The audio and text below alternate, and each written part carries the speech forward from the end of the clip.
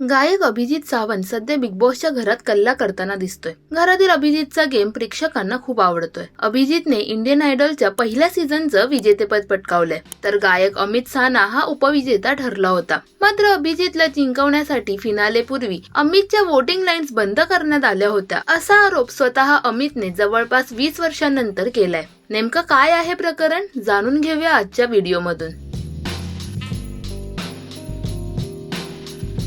फिनालेच्या 2 दिवस आधीच माझ्या वोटिंग लाईन्स बंद करण्यात आल्या होत्या आणि हे मला माझ्या मित्रांकडून आणि घरच्यांकडून कळलं होतं, कारण ते मला वोट करू शकत नव्हते, पण ते अभिजितला वोट करू शकले, असा खुलासा अमित सानाने सिद्धार्थ कननच्या युट्यूब चॅनेलला दिलेल्या मुलाखतीत केलाय. तर फिनालेच्या 1 दिवस आधी जेव्हा निकाल आला नव्हता, तेव्हा सेटवरचे लोक मला पाहून उदास दिसत होते. शेवटी जेव्हा निकाल आला आणि अभिजितला विजेता म्हणून डिक्लेअर केलं गेलं, तेव्हा फिनालेच्या निकालावरून त्यांच्यात वाद सुद्धा झाला. तर माझे चाहते आजही कधी कधी याबद्दल पोस्ट करत असतात, असंही अमितने यावेळी म्हटले.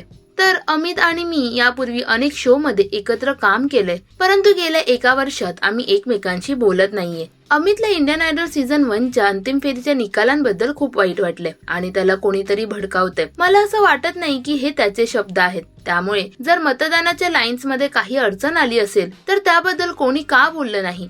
शिवाय शो मध्ये एक इंटरनॅशनल टीम या शोचं निरीक्षण करत होती आणि वोटिंग लाईन्स ब्लॉक केल्याचा कोणताही पुरावा नाहीये, असा खुलासा अभिजितने केलाय. या प्रकरणावर तुमचं मत काय हे आम्हाला कमेंट्स मध्ये नक्की सांगा. मराठी टेलिव्हिजन विश्वातील बातम्या, अपडेट्स आणि गॉसिपसाठी सबस्क्राईब करा राजश्री मराठी शोबज.